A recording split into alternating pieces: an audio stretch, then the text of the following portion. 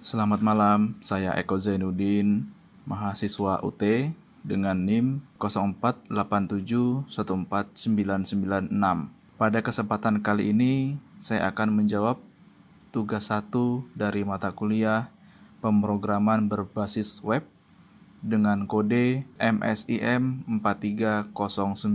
Langsung saja berikut untuk panduan tugasnya yang diberikan atau yang dalam format PDF sebagai berikut. Soal tugas, Anda diminta untuk membuat sebuah aplikasi website sederhana untuk pemesanan bahan ajar di UT yang dilakukan oleh UT daerah. Oke, untuk tugas soal nomor 1, membuat halaman login. Di sini telah saya siapkan di Visual Studio Code untuk foldernya sebagai berikut. Di sini saya membedakan untuk CSS dalam folder sendiri, HTML di dalam folder sendiri, image, dan JavaScript dalam folder sendiri. Input email dan password pada halaman login.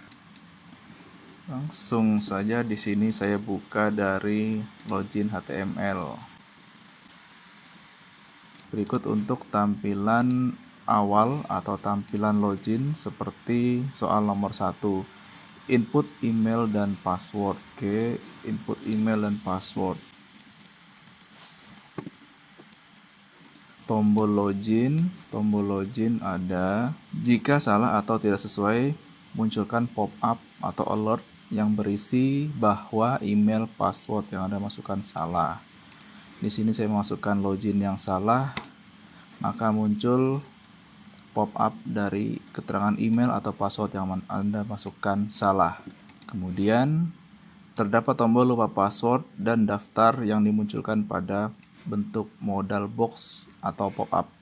Di sini untuk tampilannya, tampilan dari daftar di sini atau lupa password. Dan berikut untuk tampilan dari halaman login yang sudah saya buat dengan desain tambahan seperti foto dari mahasiswi dan logo di sebelah kanan dengan kontainer di tengah dan efek blurnya, dengan keterangan dari isi kontainer sebagai berikut. Kemudian di sini saya akan mencoba dengan login yang benar yang telah didaftarkan.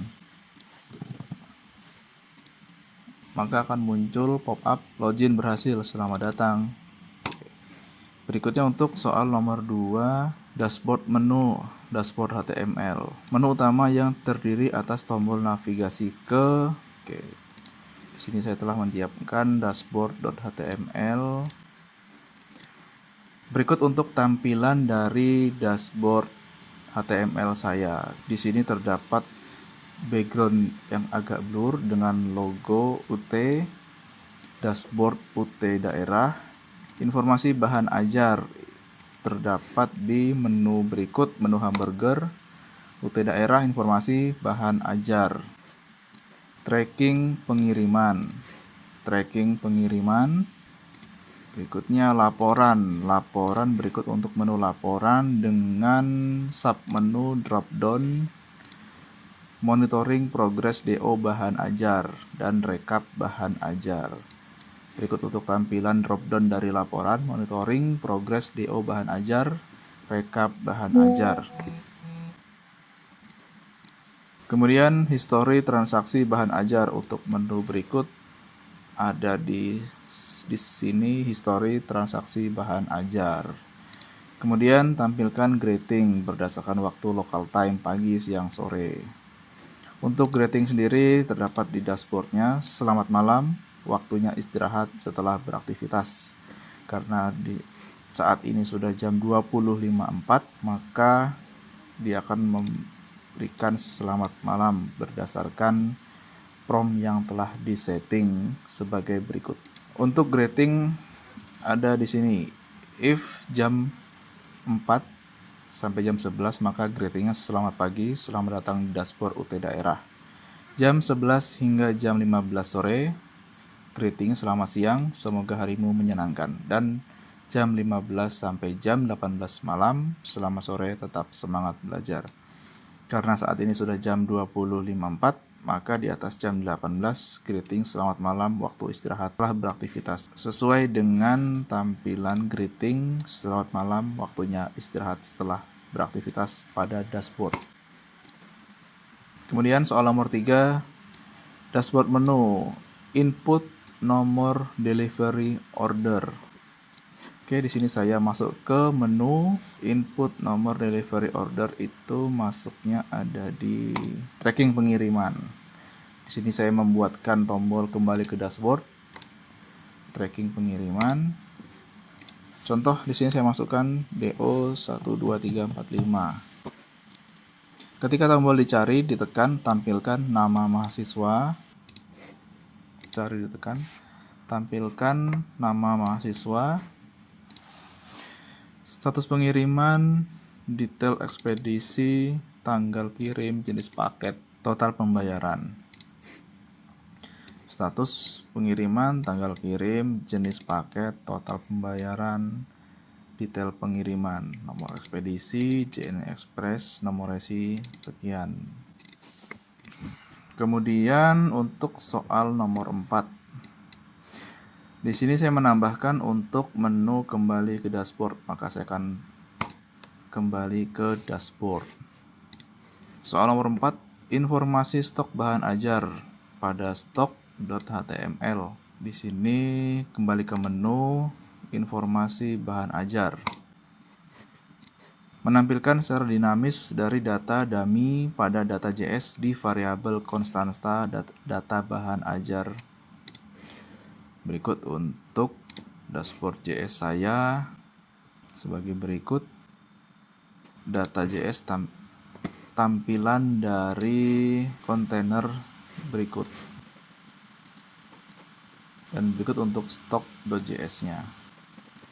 Terdapat fitur untuk menambahkan baris stok baru menggunakan JavaScript DOM. Baik, di sini untuk informasi stok bahan ajar telah tampil dengan kolom pencarian ID 1234 dengan nama bahan ajar, pemrogram berbasis data, jaringan komputer, sistem operasi dengan jumlah stoknya masing-masing buku dan bisa dihapus. Kemudian di sini saya ingin menambahkan buku Pancasila, jumlah stoknya 13. Saya akan tambahkan masuk di nomor 5 buku Pancasila, jumlah stok 13. Di sini saya akan coba hapus dan bukunya telah hilang dari kontainer informasi stok bahan ajar. Jika saya mencari buku sistem, maka akan muncul ID-nya nomor 4, sistem operasi, jumlah stok 10. Saya akan hapus dan menampilkan semua daftar buku pada kontainer berikut. Kemudian untuk struktur folder proyek dibuat seperti ini. Untuk HTML dibuat dengan satu folder sendiri, CSS sendiri, JS sendiri, aset opsional. Berikut untuk tampilan milik saya, di sini saya buatkan untuk JS di folder sendiri dengan folder JS. Isinya dashboard.js, data.js, login.js, stock.js, tracking.js disimpan dalam satu folder dengan nama JS. Berikutnya dengan HTML, dashboard, login, stock, tracking, HTML pada folder HTML. Begitu pula dengan CSS-nya, dashboard, login, stock, tracking pada folder CSS. Dan semua folder ini di dalam folder contoh copy, di mana folder tersebut saya simpan pada contoh min copy. Berikut untuk CSS, HTML, image, dan JS. Tampak sama seperti yang di Studio Code. Jika buka CS-nya maka akan tampil sebagai berikut. Untuk lampiran file data dummy yang akan ditampilkan pada tugas praktik 1 disimpan dalam folder JS. Oke, untuk tugas 1 pemrograman berbasis web telah selesai. Kemudian untuk file dari codingan di Studio Code akan saya lampirkan dalam bentuk file PDF atau capture file PDF. Sekian dari saya, mohon maaf apabila terdapat kesalahan, mohon arahan dan bimbingannya. Terima kasih.